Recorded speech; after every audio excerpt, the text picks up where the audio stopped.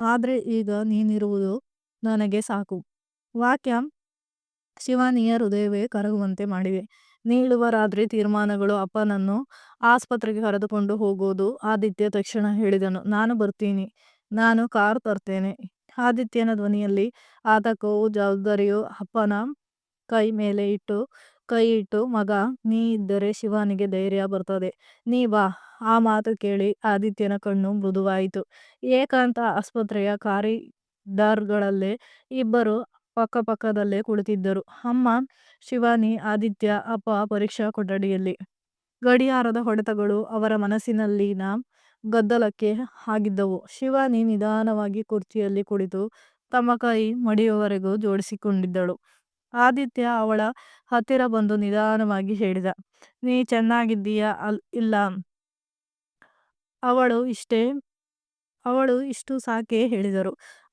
ನನ್ನ ಅಪ್ಪ ನನಗೆ ಏನು ಹೇಳಲಿಲ್ಲ, ನಾನು ಹೀಗೆ ದೂರ ಹೋಗಿರಲಿಲ್ಲ ಅಂದರೆ.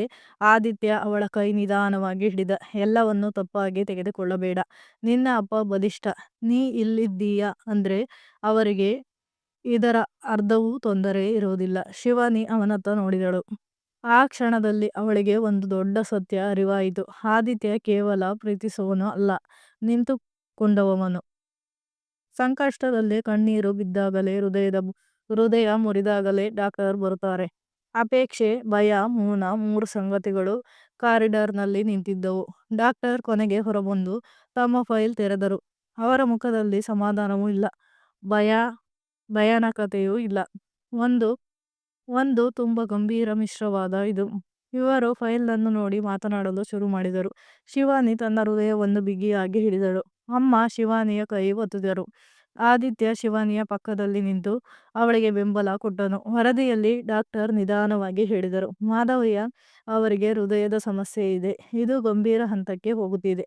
ಆದರೆ ಸರಿಯಾಗಿ ಚಿಕಿತ್ಸೆಗಿಂತ ಮನೆತನದ ಒತ್ತಡ, ಅವರ ನೋವು, ಅದೇ ಹೆಚ್ಚು ಪರಿಣಾಮ ಕೊಡುತ್ತಿದೆ.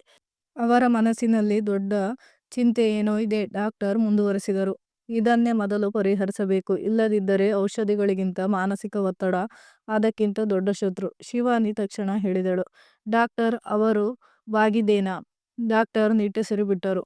ಇನ್ನೂ ಕಾಲಿದೆ, ಆದರೆ ಅವರಿಗೆ ಒಂದು ದೊಡ್ಡ ತೃಪ್ತಿ ಬೇಕು, ಮನಸ್ಸಿಗೆ ಶಾಂತಿ ಬೇಕು. ಅವರು ಮಗು ನಿನ್ನ ಬಗ್ಗೆ ಬಹಳ ಚಿಂತೆಯಲ್ಲಿ ಇದ್ದರು ಎನ್ನಿಸುತ್ತದೆ. ಶಿವಾನಿಯ ಕಣ್ಣು ಕಣ್ಣೀರಿಗೆ ತುಂಬಿತು. ಅಂದರೆ ಅವಳು ನಿಧಾನವಾಗಿ ಕೇಳಿದಳು. ಡಾಕ್ಟರ್ ಹೇಳಿದರು, ಮಾಧವಯ್ಯರಿಗೆ ಬೇಕಿರುವುದು ಒಬ್ಬರೇ ಅಲ್ಲ, ಕುಟುಂಬದ ಸಮಗ್ರತೆ. ಪಕ್ಕದಲ್ಲಿರುವವರು, ಭಯವಿಲ್ಲದ ಮನಸ್ಸು ಅವರಿಗೆ ಅತ್ಯಂತ ಮುಖ್ಯ. ನಿನ್ನ ನಗು. ಶಿವಾನಿ ಕಣ್ಣೀರನ್ನು ಒರೆದು ಅಪರೂಪದ ದೃಢತೆಯಿಂದ, ನನ್ನ ಅಪ್ಪ ನಾನು ಬಿಟ್ಟುಡ ಹೋದರೆ ಅವನು ಬಲವಾಗಿರಲಾರನೆ. ಹಾಗಾದರೆ ನನಗೆ ಒಂದು ನಿರ್ಧಾರ ಇದೆ. ಅವಳ ಧ್ವನಿ ಗಟ್ಟಿಯಾಗಿ ಕೇಳಿಸಿತು. ಆದಿತ್ಯ ಅವಳತ್ತ ನೋಡಿದ. ಸ್ವಲ್ಪ ಆಶ್ಚರ್ಯ, ಸ್ವಲ್ಪ ಭಯ, ಸ್ವಲ್ಪ ಕುತೂಹಲ. ಶಿವಾನಿ, ನೀ ಏನು ಹೇಳಲು ಹೋಗ್ತಿದ್ದೀಯಾ? ಅವಳು ಅವನತ್ತ ತಿರುಗಿ ಹೇಳಿದಳು, ಈಗಿನಿಂದ ನಾನು ನನ್ನ ಅಪ್ಪನನ್ನು ಬಿಟ್ಟು ಹೆಜ್ಜೆ ಹಾಕುವುದೇ ಇಲ್ಲ. ಆದಿತ್ಯ ಸ್ಮಿತ ಮಾಡಿದರು. ಅದರ ಹಿಂದೆ ಒಂದು ಯೋಚನೆ ಇದ್ದಿತು.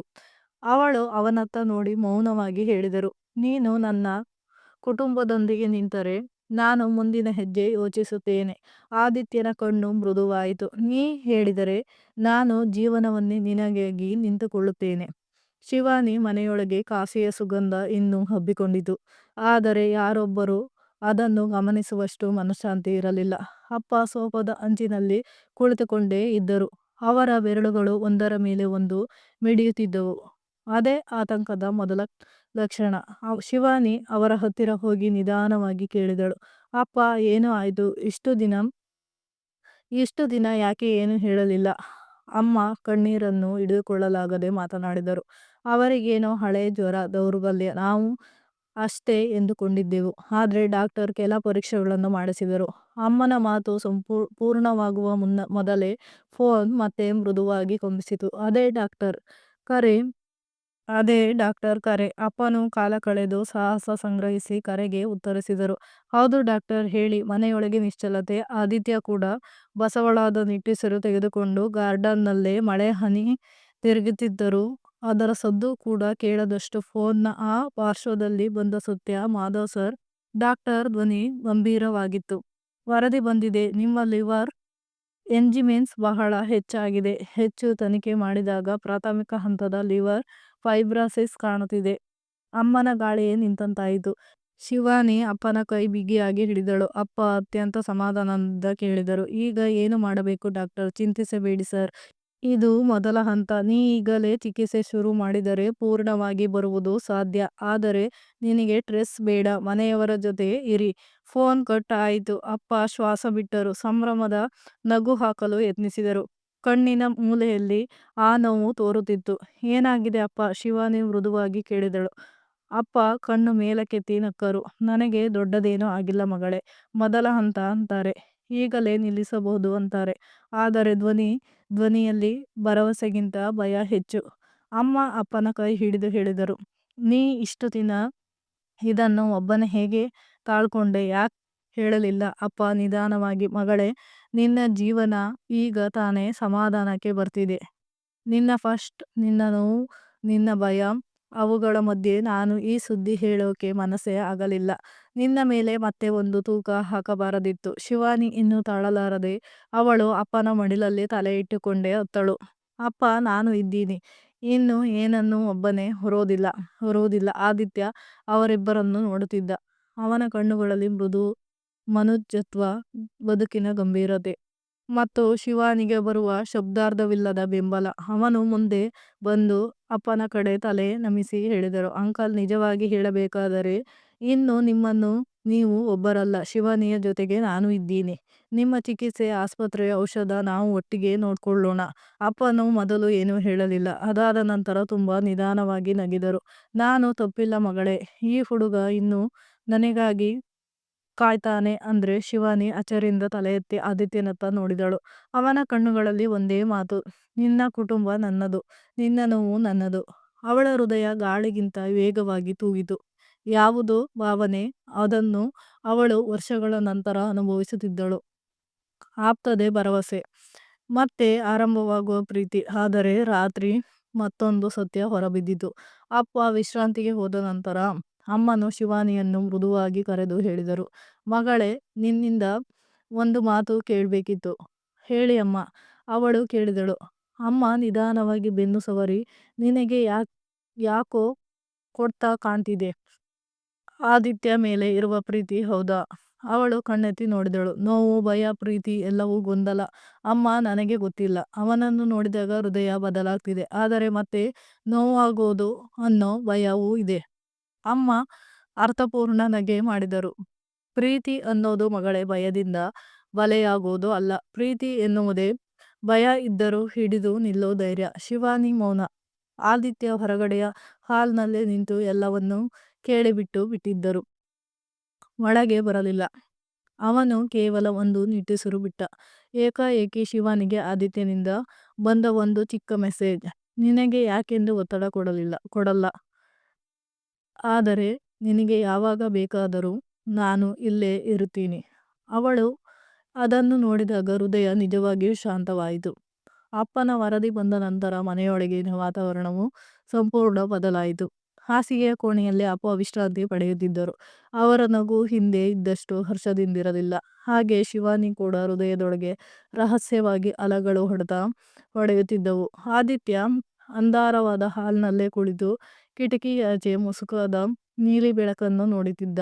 ಅವನು ಶಿವಾನಿಗಾಗಿ ಬಂದು ಇಲ್ಲೇ ಉಳಿದಿದ್ದ. ಆದರೆ ಅವಳ ಮನಸ್ಸಿನಲ್ಲಿ ಅವಳು ಒಬ್ಬಳೇ ದೊಡ್ಡ ಯೋಚನೆ ಮಾಡುತ್ತಿದ್ದಳು. ಆ ರಾತ್ರಿ ಶಿವಾನಿ ಅವನ ಹತ್ತಿರ ಬಂದಳು. ಆದಿತ್ಯ ಅವಳು ನಿಧಾನವಾಗಿ ಕರೆಸಿದಳು. ಅವನು ತಕ್ಷಣ ಎದ್ದು ನಿಂತು, ಹೇ, ನಿನಗೆ ಏನಾದ್ರೂ ತೊಂದರೆ? ಅವಳು ತಲೆಯಾಡಿಸಿ ಕುಳಿತುಕೊಂಡಳು. ಹತ್ತಿರವಿದ್ದ ಸೋಫಾದ ಮೇಲೆ ಅವನು ಕುಳಿತುಕೊಂಡ. ಕೇವಲ 2 ಅಡಿ ಅಂತರದಲ್ಲಿ. ಇಬ್ಬರ ಮಧ್ಯೆ ಮೌನ. ಆದರೆ ಆ ಮೌನವೇ ಅವರಿಬ್ಬರ ಹೃದಯ ಶಬ್ದಗಳನ್ನು ಕೇಳಿಸುತ್ತಿತ್ತು. ನನಗೆ ಭಯವಾಗ್ತಿದೆ ಆದಿತ್ಯ, ಶಿವಾನಿ ಮೊದಲ ಬಾರಿಗೆ ಅಂತ ಹೇಳಿದಳು. ಅವನು ಕಾಳಜಿಯಿಂದ ಕೇಳಿದ. ಯಾವ ಭಯ? ಶಿವಾನಿ ನಿಧಾನವಾಗಿ ಉಸಿರೆಳೆದಳು. ನನ್ನ ಅಪ್ಪನ ಆರೋಗ್ಯ ಮತ್ತೆ ನಿನ್ನ ಬಗ್ಗೆ ನನ್ನ ಮನಸ್ಸು ಎಲ್ಲವೂ ಒಂದೇ ಸಮಯದಲ್ಲಿ ಬದಲಾಗ್ತಿದೆ. ಅವನು ಮೃದುವಾಗಿ, ಬದಲಾವಣೆ ಎಂದರೆ ಕೆಟ್ಟದೇ ಅಲ್ಲ. ನನ್ನ ಹಿಂದಿನ ಬದುಕಿನ ನೋವು ಮತ್ತೆ ಬರೋದಕ್ಕೆ ನಾನು ಹೆದರುತ್ತಿದ್ದೇನೆ ಎಂದಾಗ ಅವಳ ಕಣ್ಣಿನ ಮೂಲೆಯಲ್ಲಿ ನೀರು ತುಂಬಿತು. ಆದಿತ್ಯ ಹೇಳಿದ ಒಂದು ಮಾತು ಶಿವಾನಿಯ ಹೃದಯ ಮುರಿದರೂ ಗುಣವಾದಂತೆ ಮಾಡಿದನು. ಅವನು ತಲೆಯನ್ನು ಸ್ವಲ್ಪ ತಗ್ಗಿಸಿ ನರ್ತನ ಮಾಡುತ್ತಿದ್ದ ಜಾಡಿನಲ್ಲಿ ಹೇಳಿದನು, ನಿನ್ನಿಂದ ನನಗೆ ನೋವಾಗದಿದ್ದರೆ ನೀ ಹತ್ತಿರ ಬರುವುದೇ ಬೇಡ. ಆದರೆ ನನಗೆ ಶಾಂತಿ ದೊರಕಲು ನಾನು 10 ಹೆಜ್ಜೆ ಹಿಂದೆ ನಿಲ್ಲೋಕ್ಕೂ ಕೂಡ ಸಿದ್ಧ. ಶಿವಾನಿ ಆ ಮಾತು ಕೇಳಿ ನಿಶ್ಚಲ. ಆದಿತ್ಯ, ನೀ ಹೀಗೆ ಹೇಳೋದರಿಂದ ನನಗೆ ಇನ್ನೂ ಕಷ್ಟವಾಗ್ತಿದೆ. ಅವಳು ನಡುಗುತ್ತಾ ಹೇಳಿದಳು, ನನ್ನೊಳಗೆ ನಿನ್ನನ್ನು ತಳ್ಳಲು ಮನಸ್ಸಾಗುತ್ತಿಲ್ಲ, ಆದರೆ ಒಳಗಿನ ಭಯ ಹೊರಬಂದೇ ತಿರುತ್ತದೆ. ಅವನು ಅವಳ ಕೈ ಮೇಲೆ ಹಿಡಿದು ಗೌರವದಿಂದ ಮಮತೆಯಿಂದ, ಶಿವಾನಿ, ನೀ ನನ್ನನ್ನು ಒಪ್ಪಿಕೊಳ್ಳೋಕೆ ಒತ್ತಾಯ ಬೇಡ. ನಿನ್ನ ಕೈ ಹಿಡಿಯೋಕೆ ನನ್ನ ಹಕ್ಕು ಸಲ್ಲ. ಆದರೆ ನೀ ಅಳೋದು ನಾನು ನೋಡೋಕ್ಕೂ ಅದಕ್ಕೂ ನನಗೆ ಹಕ್ಕು ಬೇಕು. ಅವನ ಧ್ವನಿ ಚಿಕ್ಕದು, ಆದರೆ ಹೃದಯ ತುಂಬಿದದು. ಶಿವಾನಿಗೆ ಗಾಳಿಯ ನಿಂತಂತಾಯಿತು. ಅವಳು ಆಗ ಅರಿತುಕೊಂಡಳು, ಈ ವ್ಯಕ್ತಿ ತನ್ನ ಜೀವನಕ್ಕೆ ಮತ್ತೆ ಬರುವುದು ಕೇವಲ ಪ್ರೀತಿ ಅಲ್ಲ, ಭರವಸೆಯನ್ನು ತರೋ ಒಬ್ಬ ಕೈ ಹಿಡಿತ. ಅದೇ ವೇಳೆ ಅಪ್ಪನ ಕೋಣೆಯಿಂದ ಏಕೈಕಿ ಅಧ್ಯಾಯದ ಧ್ವನಿ. ಶಿವಾನಿ ಮತ್ತು ಆದಿತ್ಯ ಇಬ್ಬರು ಎದ್ದು ನಿಂತರು. ಅವಳು ಓಡುತ್ತಾ ಕೋಣೆಗೆ ಓಡಿದಳು. ಅಪ್ಪ ಬೆಡ್ ಅಂಚಿನಲ್ಲಿ ಕುಳಿತಿದ್ದಾಗ ಅವರಿಗೆ ಗಾಬರಿಯಾದ ಉಸಿರಾಟ. ಅಪ್ಪ, ಏನಾಯ್ತು? ಅವಳು ತಕ್ಷಣ ಅವರಿಗೆ ನೀರು ಕೊಟ್ಟಳು. ಅಪ್ಪ ಕೈಯಿಂದ ಅವಳನ್ನು ಹಿಡಿದರು. ನಾನೇನು ಹಾಗಿಲ್ಲ ಮಗಳೇ, ಸ್ವಲ್ಪ ಕುತ್ತಿಗೆಯಲ್ಲಿ ನೋವು. ಅಮ್ಮ ಕೂಡ ಓಡಿಕೊಂಡು ಬಂದರು. ಆದಿತ್ಯ ತಕ್ಷಣ ಪಲ್ಸ್ ಚೆಕ್ ಮಾಡದೆ, ಅಂಕಲ್ ತಕ್ಷಣ ರೆಸ್ಟ್ ಮಾಡಿ, ಸ್ಟ್ರೆಸ್ನಿಂದ ದೇಹ ರಿಲ್ಯಾಕ್ಸ್ ಆಗುತ್ತದೆ. ಅಪ್ಪ ನಿಧಾನವಾಗಿ ಉಸಿರು, ಆದರೆ ಮುಖದಲ್ಲಿ ಛಾಯೆ ಇದ್ದೇ ಇತ್ತು. ಆ ರಾತ್ರಿ ಶಿವಾನಿ ಅಪ್ಪನ ಬಳಿಯೇ ಮಲಗಿದಳು. ಅವಳು ಅವರ ಕೈ ಹಿಡಿದು, ನೀ ನನಗೆ ಹೋರಾಡಿದಷ್ಟು ನಾನು ಹೋರಾಡ್ತೀನಿ ಅಪ್ಪ. ನೀ ಏನು ಬೇಡ ನನಗೆ ಆಗೋದು ನಾವು ಎಲ್ಲರೂ ಇದ್ದೇವೆ. ಅಪ್ಪ ಅವರ ಮಗಳತ್ತ ನೋಡಿ ಈ ಚಿಕ್ಕಂದಿನಲ್ಲೇ ಬಲವಾದಳು. ಆದರೆ ನಿನ್ನ ಕಣ್ಣೀರು ಆಗಲ್ಲ. ಅವಳು ತಲೆಯನ್ನು ಅವರ ಹತ್ತಿರ ಇಟ್ಟು, ಇನ್ನು ಅಳೋದು ಬಿಡ್ತೇನೆ, ನೀ ಚೇತರಿಸಿಕೊಳ್ಳುವುದರ ತನಕ. ಅಪ್ಪ ಕಣ್ಣು ಮುಚ್ಚಿದಾಗ ಹೆಮ್ಮೆಯ ನಗು. ಬಾಗಿಲಿನ ಬಳಿ ನಿಂತಿದ್ದ ಆದಿತ್ಯ, ಅವನು ಶಿವಾನಿಯನ್ನೇ ನೋಡುತ್ತಾ ಅವಳ ಕಣ್ಣೀರನ್ನು ಅಲ್ಲ, ಅವಳ ಬಲವನ್ನು ನೋಡುತ್ತಿದ್ದ. ಹೃದಯದಲ್ಲಿ ಒಂದು ನಿಶ್ಚಲತೆ ಮೂಡಿತು. ನಾನು ಈ ಮನೆಯ ಭಾಗವಾಗ್ತೀನಿ. ಶಿವಾನಿಗೆ ಬೇಕಾಗಿರುವುದು ಬೆಂಬಲ. ಯಾವ ಪರಿಸ್ಥಿತಿಯಲ್ಲಾದರೂ ಕೊಡ್ತೀನಿ. ಆದರೆ ಅವನು ಹೇಳದೇ ಇದ್ದ ಒಂದು ವಿಷಯ, ಅವನ ಕಣ್ಣಿನೊಳಗೆ ಆಳವಾಗಿದ್ದ ಪ್ರೀತಿ. ಪ್ರತಿಯೊಂದು ಕ್ಷಣ ಜೋರಾಗಿತ್ತು. ಬೆಳಗಿನ ಮೊದಲ ಬೆಳಕು ಕಿಟಕಿಯ ಪರದೆಯಿಂದ ಒಳಬಂದಾಗ ಮನೆಯೊಳಗಿನ ಶಾಂತಿ ಇದ್ದರೂ ಎಲ್ಲರ ಮನಸ್ಸಿನಲ್ಲಿ ಒಂದೊಂದು ಮೌನದ ಹೊರೆಯಿತ್ತು. ಅಪ್ಪ ಹಾಸಿಗೆಯಲ್ಲಿ ವಿಶ್ರಾಂತಿ ಪಡೆಯುತ್ತಿದ್ದರು. ಅವರ ಮುಖದಲ್ಲಿ ಆಲಸ್ಯ, ಆದರೆ ಕಣ್ಣುಗಳಲ್ಲಿ ಮಗಳನ್ನು ನೋಡಿದಾಗ ಮಾತ್ರ ಕಾಣುವ ಮೃದು ನಗು. ಅಮ್ಮ ಅವರಿಗೆ ಪಾಯಸ ಬಟ್ಟಿ ಕೊಟ್ಟು ಹೊರಬಂದರು. ಕಿಚನ್ ಕಡೆ ಸಾಗುತ್ತಾ ಶಿವಾನಿಗೆ ಹೇಳಿದರು, ನಿನ್ನ ಅಪ್ಪ ಬೇರೆ ಯಾರಿಗಿಂತಲೂ ನಿನ್ನ ನಗೆ ಬೇಕು ಮಗಳೇ. ಶಿವಾನಿ ತಲೆಯಾಡಿಸಿದಳು. ಅವಳ ಮುಖದಲ್ಲಿ ನಗು ಬರಲಿಲ್ಲ. ಅವಳು ಹೊರಗೆ ಬಂದಾಗ ಆದಿತ್ಯ ಹಾಲ್ನಲ್ಲಿ ಪೇಪರ್ ಸ್ಪ್ರೆಡ್ ಮಾಡಿ ಇಂಟರ್ನೆಟ್ನಲ್ಲಿ ಟ್ರೀಟ್ಮೆಂಟ್ ಪ್ಲಾನ್ ಮಾಡುತ್ತಿರುವುದು ಅವಳು ಗಮನಿಸಿದಳು. ಅವನು ನಿದ್ದೆಯೇ ಮಾಡದನೆ ಎನ್ನುವುದು ಅವಳಿಗೆ ಗೊತ್ತಾಯಿತು. ಆದಿತ್ಯ, ಅವಳು ಮೃದುವಾಗಿ ಹೇಳಿದಳು. ಅವನು ತಿರುಗಿ ನೋಡಿ ನಗಿದ. ಏನಾದರೂ ಬೇಕಾ? ಆ ನಗು ಶಿವಾನಿಗೆ ಅನೇಕ ನೆನಪುಗಳನ್ನು ತಂದುಕೊಟ್ಟಿತು. ಆ ಕಾಲೇಜು ದಿನಗಳು, ಆ ರಾತ್ರಿ ಬಸ್ ಸ್ಟಾಂಡ್ನಲ್ಲಿ ಹಿಡಿದಿದ್ದ ಅವಳ ಮಳೆ ತೊಯ್ದು ಕೈ, ಆ ದಿನ ಅವನು ಹೇಳಿದ, ಬದುಕಿನಲ್ಲಿ ಏನು ಬಂತಾದರೂ ನಾನು ಇರ್ತೀನಿ ಎನ್ನುವ ಮಾತು. ಅದು ಅವಳಿಂದ ತಪ್ಪಿಸಿಕೊಂಡಿತು, ದೂರವಾಗಿತ್ತು. ಮತ್ತು ಈಗ ಮತ್ತೆ ಮನೆ ಬಾಗಿಲಿನಲ್ಲಿ ಹೊಕ್ಕಿತು. ಅವನು ಹತ್ತಿರಕ್ಕೆ ಬಂದು ಕುಳಿತುಕೊಂಡಳು. ನನ್ನ ಅಪ್ಪನಿಗಾಗಿ ಇಷ್ಟು ಮಾಡ್ತಿದ್ದೀಯಾ? ಅವಳು ಹೇಳಿದ ಮಾತು ಅರ್ಧದಲ್ಲೇ ನಿಂತಿತು. ಆದಿತ್ಯ ಪೇಪರ್ ಬದಿಗೆಸೆದು ಮುಖ ಎತ್ತಿ ನೋಡಿ, ನಿನ್ನ ಅಪ್ಪನಿಗಲ್ಲ ಶಿವಾನಿ, ನನ್ನ ಅಪ್ಪನಂತೆ. ಅವರಿಗೆ ನೋವಾಗ್ತಿದ್ದರೆ ಅದು ನನಗೂ ನೋವೇ. ಅವಳ ಉಸಿರೇ ನಿಂತಂತಾಯಿತು. ಆದಿತ್ಯ, ಅವಳು ನಿಧಾನವಾಗಿ ಹೇಳಿದರು, ನಾನು ನನ್ನಿಂದ ದೂರ ಹೋಗಿದ್ದು ನಿನಗೆ ನೋವಾಗಿತ್ತು ಅಲ್ವಾ? ಅವನ ಮುಖದಲ್ಲಿ ಹೌದು, ಆದರೆ ನಿನ್ನ ನೋವನ್ನು ತಿಳಿಯುವುದಕ್ಕಿಂತ ನನ್ನ ನೋವು ದೊಡ್ಡದಾಗಿರಲಿಲ್ಲ. ಶಿವಾನಿ ಕಣ್ಣಿನ ತುದಿಯಲ್ಲಿ ನೀರು ಮಿನುಗಿತು. ಆದರೆ ಅವಳು ಅದನ್ನು ಕೈ ಮೇಲೆ ಒರೆಸಿ ನಿಂತಳು. ಆ ಸಮಯದಲ್ಲಿ ಬಾಗಿಲ ತಟ್ಟಿದ ಧ್ವನಿ. ಅವಳ ಹಳೆಯ ಸ್ನೇಹಿತೆ ನಂದಿನಿ ಬಂದು ನಿಂತಿದ್ದಳು. ಆಶ್ಚರ್ಯ, ಕಾಳಜಿ, ಗಾಬರಿ ಎಲ್ಲವೂ ಮುಖದಲ್ಲಿ. ಶಿವಾನಿ ನೋಟ್ಸ್ ತೆಗೆದುಕೊಂಡಂತೆ, ರಾತ್ರಿ ಕಾಲ್ ಮಾಡ್ತೀನಿ ಅಂದರೆ ಬೆಳಗ್ಗೆ ಮನೆಗೆ ಬಂದುಬಿಟ್ಟೆ. ಎಲ್ಲ ಚೆನ್ನಾಗಿದ್ದೀಯಾ? ಶಿವಾನಿ ನಗಲು ಪ್ರಯತ್ನಿಸಿದರು. ಕಣ್ಣುಗಳ ಸ್ವೆಲ್ಲಿಂಗ್ ಅವಳನ್ನು ಬಯಲಿಗೆಳಿಸಿತು. ಅಪ್ಪನ ಆರೋಗ್ಯ ಸ್ವಲ್ಪ ತೊಂದರೆ. ಅವಳು ಹೇಳಿದಳು. ನಂದಿನಿ ಒಳಬಂದು ಶಿವನಿಯ ಕೈ ಹಿಡಿದಳು. ಅವಳ ಕಣ್ಣು ಆದಿತ್ಯನ ಕಡೆ ತಿರುಗಿದಾಗ ಅವಳು ಕ್ಷಣಕಾಲ ನಿಂತು ನಕ್ಕಳು. ಹೌದು, ಈ ಹುಡುಗ ಮತ್ತೆ ಬಂದಿದ್ದಾನೆ ನೋಡೋದು. ಹೌದಾ? ಶಿವಾನಿ ನಾಚಿಕೆಯುಳ್ಳ ನಗುವಿನಿಂದ ತಲೆಯಾಡಿಸಿದಳು. ಆದಿತ್ಯ ಸ್ವಲ್ಪ ತಲೆಯಡಕೊಂಡು ಕೆಲಸ ಮುಂದುವರಿಸಿದಂತೆ ನಟಿಸಿದ. ಆದರೆ ನಂದಿನಿ ಹೇಳಿದ ಒಂದೇ ಮಾತು ಶಿವಾನಿ ಹೃದಯವನ್ನು ಮುರಿದಂತೆ ತೋರಿತು. ನೀನು ಕೊನೆಗೂ ಮಾತಾಡ್ಬೇಕಪ್ಪ ಶಿವಾನಿ. ಇಷ್ಟು ವರ್ಷ ನಿನ್ನನ್ನು ಒಳಗಡೆಗೆ ತಿನ್ನಿಸಿದ ಆ ಪಾಸ್ಟ್ ಒಮ್ಮೆ ಹೇಳಿದ್ರೆ ನಿನಗೆ ಕೆಲಸ ಅರ್ಧವಾಗುತ್ತೆ. ಶಿವಾನಿ ಗಡಿಬಿಡಿಯಾಗಿ ನಂದಿ, ಈಗ ಬೇಡ. ಆದಿತ್ಯ ಪೇಪರ್ಸ್ನಿಂದ ತಲೆ ಎತ್ತಿ ಕೇಳಿದ. ಯಾವ ಫಾಸ್ಟ್? ಮನೆಯ ಮೌನ ಮತ್ತೊಮ್ಮೆ ಗಟ್ಟಿ ಆಯಿತು.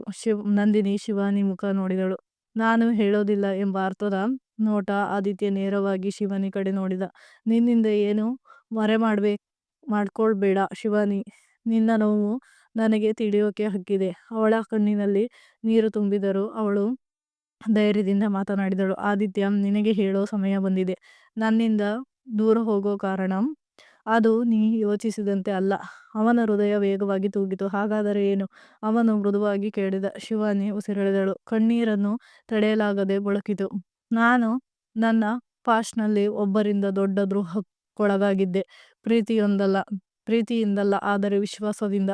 ಆದಿತ್ಯ ಬಿಗಿಯಾಗಿ ನಿಶ್ಚಲ. ನಂದಿನಿ ಕಣ್ಣು ಕೆಳಗಿಳಿಸಿದಳು. ಶಿವಾನಿ ಕಣ್ಣೀರು ಒರೆಸುತ್ತಾ, ಆ ದ್ರೋಹವನ್ನು ಸರಿಪಡಿಸೋಕೆ ನಾನೇನು ಮಾಡಿದರೂ ಸಾಧ್ಯವಾಗಲಿಲ್ಲ. ಆದ್ರೆ ಅದು ನಿನ್ನ ಜೊತೆಗಿನ ನಿನ್ನ ಜೀವನವನ್ನೇ ಬದಲಿಸಿತು. ಆದಿತ್ಯ ನಿಧಾನವಾಗಿ ಕೇಳಿದ. ಯಾರು ಶಿವಾನಿ? ಯಾರು ನಿನ್ನನ್ನು ಹೀಗೆ ಮುರಿದರು? ಅವಳ ತುಟಿಗಳು ನಡುಗಿದವು. ಹೃದಯದೊಳಗಿನ ಗಾಯ ಮತ್ತೆ ರಕ್ತಸಿಕ್ತವಾಯಿತು. ಅವಳು ಕಣ್ಣೆತ್ತಿ ನಡುಗುತ್ತಾ ಹೇಳಿದಳು. ಅವನು ಯಾವತ್ತೂ ನೀನು ಅಂದುಕೊಳ್ಳದವ ವ್ಯಕ್ತಿ. ಮನೆಯೊಳಗಿನ ಹಾಲ್ನಲ್ಲಿ ತಪ್ಪಿದ ಗಾಡಿಯ ಶಬ್ದವು ಕೇಳುವಷ್ಟು ಮೌನ. ಶಿವಾನಿ ಮಾತನಾಡುತ್ತಿದ್ದಂತೆ ಗೋಡೆ ಗಡಿಯಾರದ ಟಿಕ್ ಟಿಕ್ ಶಬ್ದವು ಭಾರವಾಗಿ ತೋರುತ್ತಿತ್ತು. ನಂದಿನಿ ಮೌನವಾಗಿ ಕಿಟಕಿಯ ಬಳಿ ನಿಂತಳು. ಆದಿತ್ಯ ಶಿವಾನಿ ಮುಖ ಮಾತ್ರ ನೋಡುತ್ತಿದ್ದ. ಅವಳ ತುಟಿಗಳ ನಡುಕ, ಕಣ್ಣಿನ ತೇವ, ಮತ್ತೊಂದು ಮಾತು ಹೇಳಲು ಅವನು ಹೋರಾಡುತ್ತಿರುವ ಆ ಸ್ಥಿತಿ. ಅವನು ನಿಧಾನವಾಗಿ ಕೇಳಿದ. ಯಾರು ಶಿವಾನಿ? ನಿನ್ನನ್ನು ಯಾರು ಇಷ್ಟು ಮುರಿದರು? ಶಿವಾನಿ ಉಸಿರೆಳೆದಳು. ಕಣ್ಣೀರು ಗಲ್ಲದ ಮೇಲೆ ಬಿತ್ತು. ಆದರೆ ಈ ಬಾರಿ ಅವಳು ತಡೆಯಲಿಲ್ಲ. ಆದಿತ್ಯ ಮುಖಕ್ಕೆ ರಕ್ತವೇ ಹೋದಂತೆ ಕಾಣಲಿಲ್ಲ. ಮನೆಯವರು? ಶಿವಾನಿ ಕಣ್ಣೀರಿನಲ್ಲಿ ಕಣ್ಣೆತ್ತಿ. ಹೌದು, ಒಬ್ಬ ಸಂಬಂಧಿ. ನಮ್ಮ ಮನೆಯವರೇ. ಅವಳ ಧ್ವನಿಯಲ್ಲಿ ನಡುಕ. ಹೃದಯದೊಳಗಿನ ನಿಂತಿದ್ದ ಕಣ್ಣೀರು ವರ್ಷಗಳ ನಂತರವೂ ಹೊರಬಿದ್ದಿತ್ತು. ಆ ಸಮಯದಲ್ಲಿ ನಾನು 22 ವಯಸ್ಸು. ಹೊಸ ಕೆಲಸ ಆರಂಭಿಸಿದ್ದೆ. ಆ ವ್ಯಕ್ತಿ ಅಪ್ಪನ ಡಿಸ್ಟೆಂಟ್ ಕಸಿನ್. ಮನೆಗೆ ಬರ್ತಿದ್ದ. ಎಲ್ಲರ ಮುಂದೆ ಒಳ್ಳೆಯವನು. ಆದರೆ ಅವಳು ನಿಟ್ಟುಸಿರು ಬಿಟ್ಟಳು. ನಂದಿನಿ ಕೈ ಬಿಗಿಯಾಗಿ ಹಿಡಿದುಕೊಂಡಳು. ಒಂದು ದಿನ ಅವನು ಮಗಳಂತೆ ಪ್ರೀತಿ ತೋರಿಸುತ್ತೇನೆ ಅಂತ ನನ್ನ ಬಳಿ ಸಲಹೆ ಹೇಳಲು ಬಂದ. ನನ್ನ ಬಗ್ಗೆ, ಕೆಲಸ ಬಗ್ಗೆ ನಾನು ನಂಬಿದೆ. ಅವಳು ಕಣ್ಣೆರಚಿಕೊಂಡಳು. ಆದರೆ ಅವನ ವರ್ತನೆ ಬದಲಾಗತೊಡಗಿತು. ನನ್ನನ್ನು ಒಬ್ಬಳೇ ಇದ್ದಾಗ ತಪ್ಪು ರೀತಿಯ ಹತ್ತಿರ ಬರುವುದು. ನಾನು ಅಪ್ಪ ಅಮ್ಮಗೆ ಏನು ಹೇಳಲಿ? ಅವರಿಗೆ ಅವನ ಮೇಲೆ ನಂಬಿಕೆ ಇತ್ತು. ಆದಿತ್ಯ ಟೇಬಲ್ ಹಿಡಿದುಕೊಂಡ. ಅವನ ಕೈಗಳಲ್ಲಿ ಕೋಪದ ನಡುಕ. ಶಿವಾನಿ, ನೀ ಯಾಕೆ ನನಗೆ ಹೇಳಲಿಲ್ಲ? ಅವನು ಕೇಳಿದ ಧ್ವನಿ ಕಿಂಗಿಡಿಯಂತಿತ್ತು. ಅವಳು ಕಣ್ಣಿನಲ್ಲಿ ನೋವಿನ ಜ್ಯೋತಿ. ನಿನಗೆ ಹೇಳಲು ಪ್ರಯತ್ನಿಸಿದೆ ಆದಿತ್ಯ. ಅದೇ ದಿನ ನಮ್ಮ ನಡುವೆ ಮಿಸ್ಅಂಡರ್ಸ್ಟ್ಯಾಂಡಿಂಗ್ ಆಗಿದ್ದ ದಿನ. ನಿನ್ನ ಕೆಲಸದ ಸ್ಟ್ರೆಸ್ನಿಂದ ನನ್ನ ಮಾತು ಸಂಪೂರ್ಣವಾಗಿ ಕೇಳಲೇ ಇಲ್ಲ. ನಾನು ಹೇಳುತ್ತೀರ ಎಂದುಕೊಂಡಾಗ ನೀ ಹಠಾತ್ ನನಗೆ ಹೆದರುವಷ್ಟು ಏನೂ ಆಗಿಲ್ಲ ಅಂತ ಹೇಳಿದೆ. ಆ ಮಾತು ಹೊರಬಂದ ಕ್ಷಣ ಆದಿತ್ಯ ತಲೆಗೆ ಕೈ ಹಾಕಿಕೊಂಡ. ಅವನ ಕಣ್ಣು ತುಂಬಿತು. ನಾನು ಹೀಗೆ ಹೇಳಿದ್ದೇನೆ ಶಿವಾನಿ. ಅವನ ಧ್ವನಿ ಒಡೆಯದಂತೆ. ಅವಳು ತಲೆಯಾಡಿಸಿದಳು. ಆ ದಿನ ನನಗೆ ನಿನ್ನಿಂದ ದೂರ ಹೋಗೋದು ಪ್ರೀತಿ ಕಡಿಮೆಯಾದ್ದರಿಂದಲ್ಲ. ನನ್ನೊಳಗಿನ ವಿಶ್ವಾಸ, ನನ್ನೊಳಗಿನ ಬಲ ಎಲ್ಲವೂ ನೆಲಕ್ಕುರುಳಿತು. ನಂದಿನಿಗೆ ಕಣ್ಣೀರು ತುಂಬಿತು. ಶಿವಾನಿ, ನೀ ಇದನ್ನೆಲ್ಲ ಒಬ್ಬಳೇ ಹೊತ್ತುಕೊಂಡಿದ್ದೀಯ? ಶಿವಾನಿ ಮೃದುವಾಗಿ ಹೇಳಿದರು. ನನ್ನ ಅಪ್ಪ ಅಮ್ಮ ಅರಿತು ಬಿಟ್ಟಿದ್ದರೆ, ಅವರು ಹಾಳಾಗುತ್ತಿದ್ದರೆ ಅವರ ನಂಬಿಕೆ ಉಳಿಸೋದು ನನಗೆ ಆಗಲಿಲ್ಲ. ಆದಿತ್ಯ ಮುಖದ ಮೇಲೆ ಕೈ ಒರೆಸಿ ತನ್ನ ನಿಟ್ಟುಸಿರನ್ನೇ ನಿಲ್ಲಿಸಿಕೊಳ್ಳಲಾಗಲಿಲ್ಲ. ಅವನು ಶಿವಾನಿಯ ಹತ್ತಿರಕ್ಕೆ ಬಂದು ಅವಳ ಮುಂದೆ ಕುಳಿತು ನಿಧಾನವಾಗಿ ಹೇಳಿದರು. ಶಿವಾನಿ, ನನಗೆ ನನ್ನನ್ನೇ ಕ್ಷಮಿಸಲಿಕ್ಕೆ ಆಗ್ತಿಲ್ಲ. ನೀ ನೋವಿನಲ್ಲಿ ಕೂಗಿ ಸಹಾಯ ಕೇಳಿದಾಗ ನಾನು ಸ್ಟ್ರೆಸ್‌ನಲ್ಲಿದ್ದೆ ಎಂದು ನಿನ್ನನ್ನು ತಪ್ಪಾಗಿ ಅರ್ಥ ಮಾಡಿಕೊಂಡೆ. ಅವನು ತಲೆಯೇ ಅವನ ತಲೆಯೇ ತಗ್ಗಿಸಿಬಿಟ್ಟ. ಅವಳ ಕಣ್ಣು ಮೃದುವಾಯಿತು. ನೀ ತಪ್ಪು ಮಾಡಲಿಲ್ಲ ಆದಿತ್ಯ. ನಾನೇ ಹೇಳೋ ಸಮಯ ತಪ್ಪಿಸಿಬಿಟ್ಟೆ. ನಾನು ಓಡಿಹೋದೆ. ನಿನ್ನಿಂದಲ್ಲ, ನನ್ನ ನೋವಿನಿಂದ. ಆ ಕ್ಷಣದಲ್ಲಿ ಆದಿತ್ಯ ಮಾಡಿದ ಒಂದು ಕೆಲಸ ಶಿವಾನಿಯ ಹೃದಯವನ್ನು ಸಂಪೂರ್ಣವಾಗಿ ತಟ್ಟಿತು. ಅವನು ನಿಧಾನವಾಗಿ ಅವಳ ಕೈ ಹಿಡಿದು ತಲೆ ವಿಸರ್ಜಿಸಿದಂತೆ ಬಾಗಿಕೊಂಡು ಹೇಳಿದ, ನನಗೆ ಒಂದು ಅವಕಾಶ ಕೊಡ ಶಿವಾನಿ. ನಿನ್ನ ನೀನೇ ಒಬ್ಬಳೇ ಹೊರ ಮಾಡಬೇಡ. ನಿನ್ನ ಜೊತೆ ನಾನು ನಡೆಯುತ್ತೀನಿ. ನಿನಗೆ ಮತ್ತೆ ಯಾರು ನೋವು ಕೊಡ್ತಾರಂತಾಗಬಾರದು. ನಾನು ನಿನ್ನ ಕಡೆ ನಿಲ್ಲಲಿಲ್ಲ ಅನ್ನೋ ತಪ್ಪನ್ನು ಜೀವನ ಪೂರ್ತಿ ಸರಿಪಡಿಸ್ತೀನಿ. ಶಿವಾನಿ ಕಣ್ಣೀರು ಹರಿಯಿತು. ಆದರೆ ಈ ಬಾರಿ ಅವು ನೋವಿನ ಕಣ್ಣೀರು ಅಲ್ಲ, ಬಿಳುವಳಿಯ ಕಣ್ಣೀರು. ನಂದಿನಿ ದಾರಿ ಬಿಟ್ಟಳು. ಅಮ್ಮ ಬಾಗಿಲಿನ ಬಳಿ ನಿಂತು ಇವನ್ನೆಲ್ಲ ಕೇಳುತ್ತಿದ್ದರು. ಅವರ ಕಣ್ಣು ನೀರಿನಿಂದ ತುಂಬಿದರು. ತಮ್ಮ ಮಗಳಿಗೆ ಪುನಃ ಬೆಳಕು ಬರುತ್ತಿರುವುದು ಕಂಡಾಗ ಒಂದು ಮೌನದ ಧನ್ಯತೆ. ಅಪ್ಪ ಹೊರಬಂದು ನಿಂತರು. ಅವರು ನಿಧಾನವಾಗಿ ಹೇಳಿದರು, ಮಗಳೇ, ನೀ ನೋವನ್ನು ಹಚ್ಚಿಬಿಟ್ಟಿದ್ದಿ ಎಂದು ನನಗೆ ಭಾಸವಾಗುತ್ತಿತ್ತು. ಆದರೆ ಇಷ್ಟು ದೊಡ್ಡ ನೋವನ್ನು ನೀ ಒಬ್ಬಳೇ ಹೊತ್ತಿದ್ದಿ ಎಂದು ಕೇಳಿ ನನ್ನ ಹೃದಯ ಒಡೆದಂತಾಗಿದೆ. ಶಿವಾನಿ ಓಡಿ ಹೋಗಿ ಅವರ ಮಡಿಲಲ್ಲಿ ಬಿದ್ದಳು. ಅಪ್ಪ, ನಿಮಗೇನು ಹೇಳೋ ಧೈರ್ಯ ಇರಲಿಲ್ಲ. ಅಪ್ಪ ಕಣ್ಣುರಚಿದರು. ನಿನ್ನನ್ನು ಕೆಡವಿದವರು ಯಾರು ಇದ್ದರೂ, ಅವರು ಯಾವ ಸಂಬಂಧಿಯಾದರೂ ನನ್ನ ಮಗಳ ಮುಂದೆ ಅವರಿಗೇನು ಜಾಗ ಇಲ್ಲ. ಆದಿತ್ಯ ಅವರ ಪಕ್ಕದಲ್ಲಿ ನಿಂತ. ಅವರಿಬ್ಬರತ್ತ ನೋಡಿ, ಅಂಕಲ್, ನನಗೂ ಇದೇ ಮಾತು. ನನ್ನಿಂದ ತಪ್ಪೇನಾದರೂ ಇನ್ಮೇಲೆ ನಿಮ್ಮ ಮಗಳು ಒಬ್ಬಳಾಗುವುದಿಲ್ಲ. ಅಪ್ಪ ಆದಿತ್ಯ ತಲೆಗೆ ಕೈ ಇಟ್ಟು, ನೀ ಈಗಾಗಲೇ ನಮ್ಮ ಮನೆಯವನಾಗಿದ್ದೀಯ ಮಗ ಎಂದು ಹೇಳಿದಾಗ ಅವನಿಗೆ ತುಂಬಾ ಸಂತೋಷವಾಯಿತು. ಇಲ್ಲಿಗೆ ಈ ಕತೆ ಮುಕ್ತಾಯವಾಯಿತು. ಪ್ರೀತಿಯ ವೀಕ್ಷಕರೇ, ನಿಮಗೆ ಈ ಕತೆ ಇಷ್ಟವಾದವರೇ ಒಂದು ಲೈಕ್ ಮಾಡಿ ಮತ್ತು ಕಥೆಯ ಬಗ್ಗೆ ನಿಮ್ಮ ಅಭಿಪ್ರಾಯ ಅನಿಸಿಕೆಗಳನ್ನು ಕಮೆಂಟ್ ಮೂಲಕ ತಿಳಿಸಿ. ಮತ್ತು ನಮ್ಮ ಚಾನಲನ್ನು ಸಬ್ಸ್ಕ್ರೈಬ್ ಮಾಡಿಕೊಳ್ಳದೆ ನೋಡುವವರು ಸಬ್ಸ್ಕ್ರೈಬ್ ಮಾಡಿಕೊಳ್ಳಿ. ಈ ಕತೆ ಕೇಳಿದ ನಿಮಗೆಲ್ಲರಿಗೂ ಧನ್ಯವಾದಗಳು.